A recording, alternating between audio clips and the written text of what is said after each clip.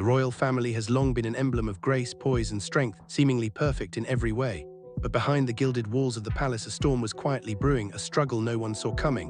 A mother, once the epitome of composure, was falling apart. A child, once full of life, was silently suffering. But what was the secret they were hiding? And why was Catherine, the calm and collected Duchess of Cambridge, showing signs of breaking down? Stick with us, because what you're about to hear will change everything you thought you knew about the royal family. This isn't just a story about royalty. This is about the heart-wrenching struggles of motherhood, hidden in plain sight. For months, an unsettling silence loomed within the royal halls, a silence so heavy that it seemed to echo through the corridors of the palace, unanswered questions lingering like ominous shadows that refused to be dispelled. Whispers buzzed behind closed doors, their hushed voices slipping through the cracks of the monarchy's carefully constructed facade. The world, ever watchful and ever curious about the royal family, began to sense that something was amiss, a shift in the usually steady rhythm of their lives. People everywhere were asking, why had Prince Louis, the once vivacious and endearing heart of the family, been kept away from the public eye for so long? The child who had once been the embodiment of mischief, whose smile could light up an entire room, was suddenly absent. What had happened to him? What had caused his once boundless energy to retreat into the shadows? But perhaps the most troubling question of all was directed at Catherine. The woman who had always exuded grace, poise, and an effortless elegance now seemed to wear an invisible burden, an air of quiet sadness that was difficult to ignore. Her smile, once so bright, so genuine, now appeared fragile, as if it were a mask she struggled to hold in place. Her eyes, which had always sparkled with warmth and pride, now seemed to flicker with something darker, something that was harder to place. Was it worry, anxiety, fear? It was as if the radiant, confident woman the world had come to know was slowly being replaced by someone more vulnerable, more human. No one knew the full story, but everyone could sense that something was terribly wrong beneath the surface. There was a shift, an unspoken weight that seemed to cling to her every step.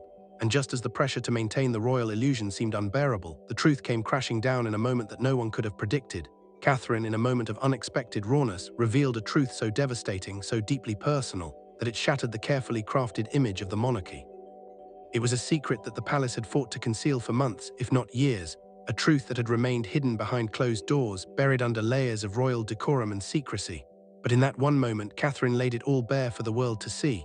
The weight of her words, spoken with a quiet but unwavering voice, sent shockwaves through the royal family and beyond. Her revelation was a moment of unfiltered honesty, a stark contrast to the polished, controlled public image that had been maintained for so long. What Catherine shared with the world that day was not just a personal truth, it was a monumental shift in the royal narrative, one that would change the way the family was perceived forever. The world watched in stunned silence as Catherine's words resonated across the globe. The palace, once known for its impenetrable walls of tradition, was suddenly exposed. No longer was the royal family a symbol of unshakable strength and composure. What Catherine revealed was not about royal protocol, pomp, or appearances. It was about something much more profound, something that transcended the boundaries of royalty. It was about family, love, and the raw, unfiltered struggles that even those born into privilege could not escape. The carefully constructed image of perfection that the monarchy had spent decades building had been shattered in a single, poignant moment. The world had always viewed the royal family as a symbol of unyielding stability, a family that was above the troubles and tribulations that affected the rest of us. But in that moment, Catherine shattered that illusion, revealing a side of herself and of the monarchy that had been hidden for far too long. The truth she shared was not just about a personal struggle. It was a reflection of the larger, universal challenges that families everywhere face. It was a reminder that no matter how much wealth, status, or power one might have, the trials of parenthood, the heartache of watching a child suffer, are experiences that transcend all borders. In revealing this deeply personal truth, Catherine not only gave the world a glimpse into her own heart, but also reminded us all of the power of vulnerability. Her revelation set the stage for a new chapter in the royal far. Miley's story, what had once been a carefully managed narrative controlled by public relations and royal protocol, was now exposed for what it truly was, an attempt to maintain an image of perfection at all costs. But that image, once so carefully guarded, was no longer enough. Catherine's words shattered it, leaving behind a raw truth that could no longer be hidden or ignored. This wasn't just a moment of personal revelation for Catherine, it was a moment that changed everything for the royal family. Carefully constructed walls of tradition and silence began to crumble, replaced by a new understanding of what it truly means to be royal. Catherine's decision to speak out was an act of courage, one that defied the expectations and constraints placed upon her by the monarchy. In that moment, she chose family over tradition, love over protocol. The world saw her not as a princess or a duchess, but as a mother, a woman whose fierce love for her child was stronger than any title or expectation. What she shared was more than just a personal truth. It was a testament to the strength of motherhood, the unbreakable bond between a mother and her child, and the willingness to fight for what's right, no matter the cost. This was no longer just a royal family under the scrutiny of the public eye. This was a family facing a profound challenge, and Catherine's decision to reveal it to the world was an act of unshakable love and authenticity. In doing so, she changed the narrative of what it meant to be royal, reminding us all that even those who seem to live in a world of perfection have their own struggles and hardships, and that the most powerful thing we can do is speak our truth, no matter how difficult it may be. It all began quietly, almost imperceptibly, with the kind of whispers that often accompany a hidden truth, subtle and soft at first, like a faint breeze rustling through the leaves. The murmurs were so quiet, you might have missed them if you weren't paying attention, but they were there. People started to notice things, small, unspoken details. Prince Louis, the darling of royal engagements, the lively child whose cheeky grin and mischievous twinkle had won the hearts of millions, had suddenly disappeared from public events. It wasn't just a matter of missing one or two occasions, it became a pattern, a trend that couldn't be ignored. Louis, once so full of life and laughter, seemed to have vanished from the royal spotlight entirely. He had gone from the center of attention to a ghost in the royal family's public image. At first, the palace tried to downplay the situation.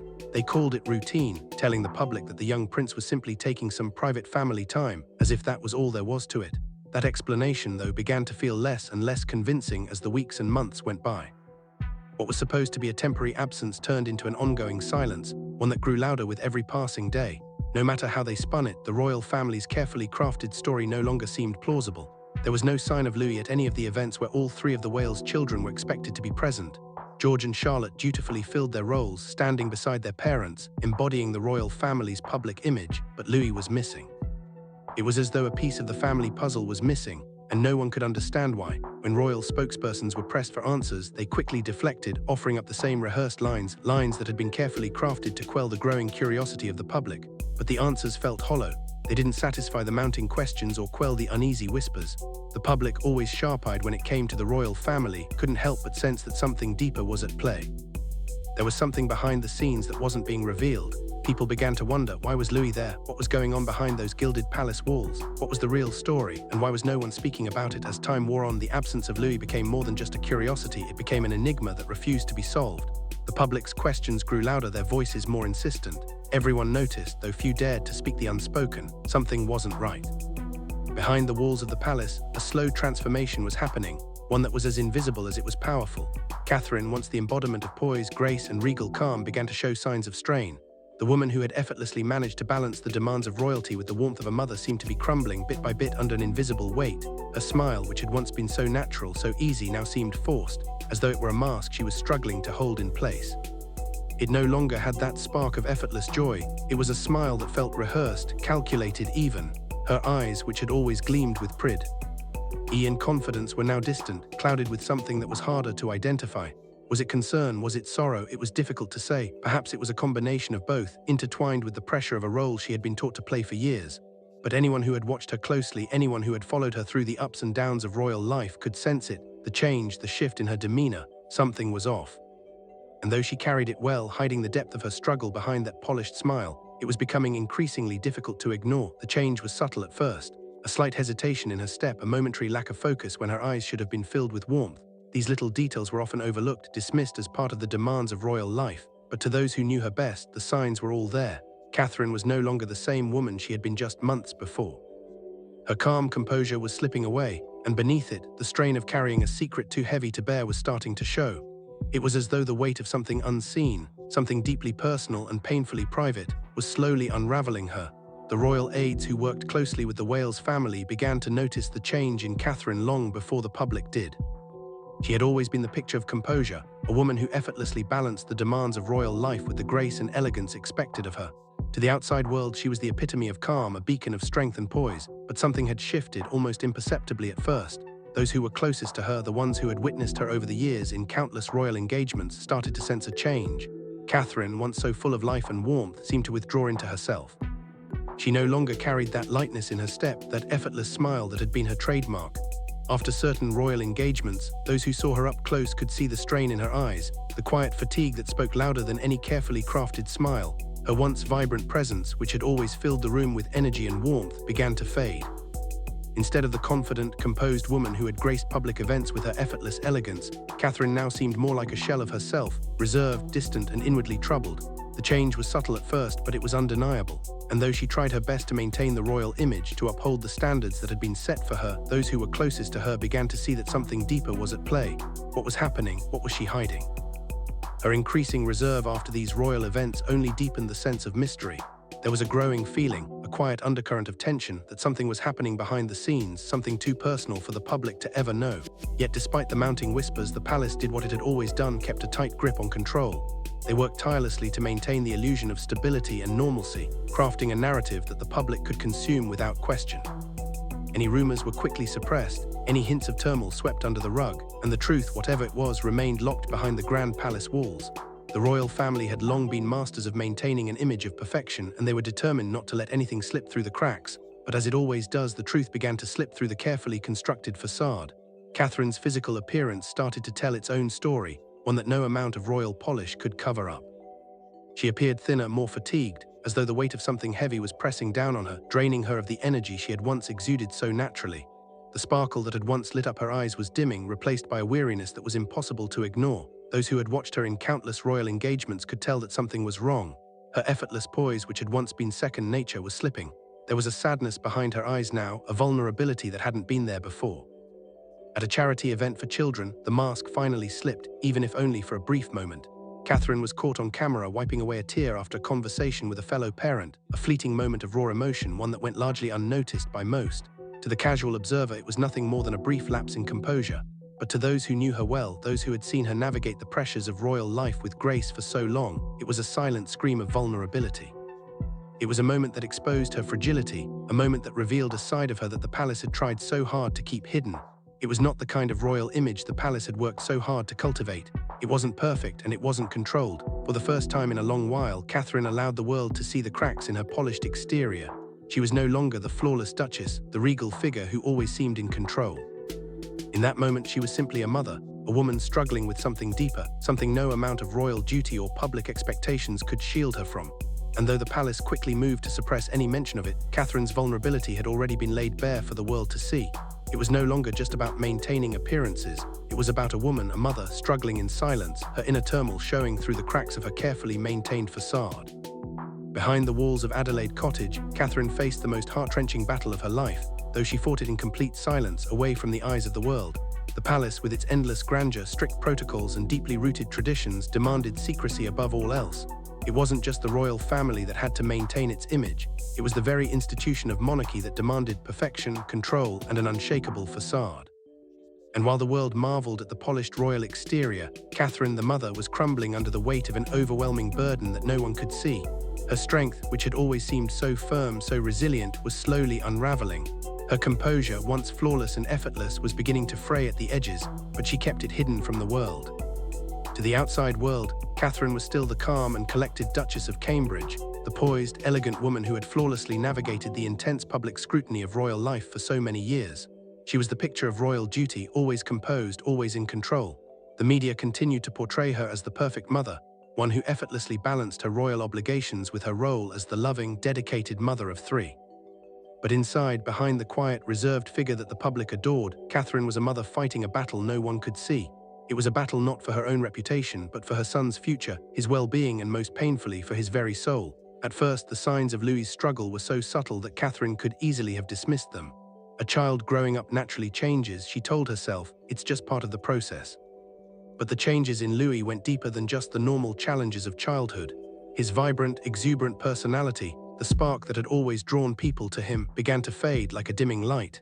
His once bright eyes, filled with curiosity and wonder, seemed distant, clouded by something that Catherine couldn't quite understand. His speech, once fluid and expressive, slowed, and he began to withdraw into himself, shutting off from the world around him. Conversations that had once been filled with excitement, joy, and the sweet innocence of childhood became strained, as if Louis couldn't find the words he needed to communicate what was happening inside of him. There were moments when he would completely stop speaking, retreating into silence, as if words themselves had become too much to bear. At home, Catherine began to notice the changes more clearly. Louis would cling to her, refusing to let go, as though he were searching for a source of comfort he couldn't quite find anywhere else. There were nights when he wouldn't sleep, restlessly tossing and turning, murmuring thoughts and worries that Catherine couldn't understand, fragments of fears too big for a child of his age to carry. His small hands would reach out for her in the dark, his little body trembling with anxieties that seemed far too grown-up for someone so young. It wasn't just the usual challenges of growing up, it was something deeper, something more troubling, something that didn't make sense. For Catherine, the fear that had quietly crept into her heart began to grow, swelling within her like a tidal wave. She couldn't ignore it anymore, not when the signs were so undeniable. As a mother, she began to question everything she had ever known about her son, about herself, and about the world around them. What was happening to Louis? What was going on inside his mind? What was she missing? With each passing day, the weight of her worry became more unbearable. She knew she had to find answers, but where could she turn when the very institution she had devoted her life to demanded that everything remain hidden? Catherine began seeking answers in secret, away from the prying eyes of the press and the ever-watchful gaze of the public. She knew that if the palace ever found out about the depth of her concerns, about her determination to find out what was wrong, it would be too much for the monarchy's carefully constructed image to bear. And so, in complete secrecy, Catherine began making appointments with specialists, neurologists, pediatric consultants, therapists, anything she could do to find the answers that had eluded her. She made these appointments under false names, slipping away between royal engagements, charity appearances, and public duties. Each visit was a reminder of the isolation she felt, the loneliness of carrying this secret on her shoulders. She wasn't just a duchess anymore, she was a mother fighting for her child, but she had to do it alone. Only Pippa, her sister, knew the full extent of her fear. In their private conversations, Catherine poured out her heart, sharing the anxiety that consumed her and the crushing weight of the secret she was carrying. She expressed her doubts, her worries, and the overwhelming sense of helplessness that had taken root in her. "I don't know what's happening to him," she confessed, tears in her eyes as she spoke the words aloud for the first time. "I can't fix it, and no one seems to have the answers." Pippa listened, offering the only kind of support she could, quiet understanding, a shoulder to lean on, and the unspoken bond of sisterhood. But Catherine knew deep down that no one else could truly understand the pain she was feeling. She was carrying this burden alone, forced to hide it from the world, to protect her son's privacy at all costs, while silently breaking under the strain. In her darkest moments, Catherine wondered if she was strong enough to carry this burden. She had been taught her entire life to project strength, to be the calm and composed royal figure that the public expected. But inside, she was falling apart. She was a mother, desperate to protect her son from whatever was troubling him, but she was also a member of a royal family that demanded secrecy, silence, and perfect appearances, and the cost of that silence was immense. She feared that in her efforts to shield her family from the truth, she might lose her own sense of self, and so Catherine kept fighting silently, quietly in the shadows of the palace. She continued to seek answers to protect Louis's well-being, all while hiding the growing weight of her fear from the world. At night, when the palace was quiet and the weight of the day had settled, Catherine found herself lying awake in bed, staring up at the ceiling, her mind spinning in an endless cycle of worry. The silence of the royal chambers was suffocating, a stark contrast to the turmoil raging inside her. Sleep eluded her as the fear that had been creeping up on her for weeks took hold, consuming her thoughts. What if Louis needed more help than the monarchy, with all its resources and power, could provide? What if the very institution she had devoted her life to could not protect her son the way he needed to be protected? What if the child she had sworn to care for, to love, and nurture, needed something she couldn't give him, something beyond the confines of royal duty and tradition? These were the questions that gnawed at her in the stillness of the night, questions that tore at her heart and left her feeling more helpless with every passing hour.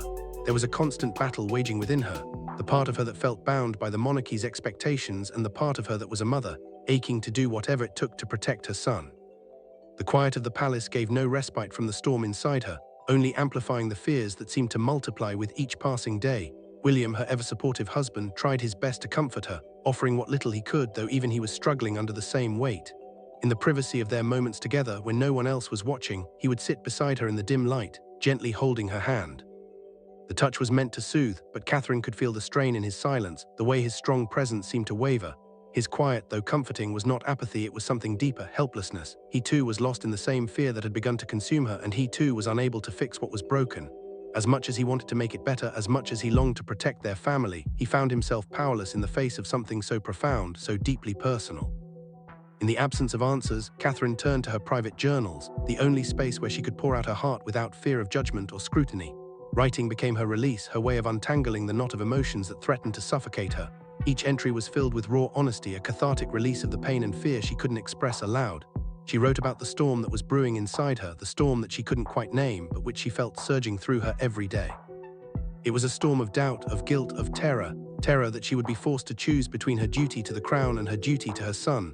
Catherine's words captured the painful paradox she was living. The pressure to maintain the perfect royal image, to smile for the cameras, to present herself as the epitome of grace and composure, even while her heart was breaking in private. She wrote about the impossibility of having to pretend for the world while her son silently suffered, unable to fully articulate the depth of her pain. Her mind would race through the moments when she had to mask her true feelings, putting on a brave face for public appearances, all the while feeling her heart break with each passing day as Louis's struggles grew more apparent. She wrote about the battles she fought in silence, the ones that no one else saw, the quiet battles that left her exhausted, drained, and more isolated with each passing day. As her dread deepened, so too did the tightening grip of the palace. The institution she had been raised to serve, the monarchy she had pledged her life to, demanded perfection, stability, and an unshakable image of composure. Catherine found herself caught in a vice between two worlds, the world of royal duty and the world of motherhood. On one hand, she had a responsibility to uphold the image of the monarchy, to continue representing the institution with grace and dignity. On the other hand, she was a mother, bound by an entirely different set of rules, those that came from the deepest, most instinctual part of her heart. And yet, as each day passed, Catherine began to realize that no matter how hard she tried, she couldn't do both. She couldn't be the perfect royal figure and the perfect mother all at once. Something had to give. The pressure to maintain the royal image became relentless. Every public appearance, every charity event, every royal function required her to bury her fears, to suppress her growing sense of unease, and to put on a facade of calm composure. But the more she tried to keep it all together, the more she felt herself slipping. Behind the carefully curated public image, the cracks were beginning to show. Inside her heart, a mother was breaking, and the weight of that was more than she could bear. Catherine's internal conflict, torn between the demands of the monarchy and her overwhelming love for her son, reached a boiling point. The truth, which she had tried to suppress for so long, became harder and harder to hide. There was no easy answer, no quick fix. As much as she wanted to shield Louis from the world, to give him the space and care he needed, the institution she was a part of demanded that everything be kept under wraps. Her role as a mother and her role as a royal were increasingly at odds, and the tension between the two was growing impossible to ignore. As Catherine's heartbreaking struggle finally comes to light, the monarchy's carefully curated image begins to unravel. The world can no longer look at the royal family the same way, but this story doesn't end here, There is so much more to uncover.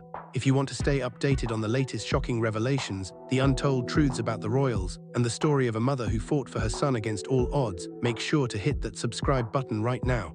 Don't miss out on what's coming next, because trust me, you won't want to miss the next chapter of this unforgettable journey.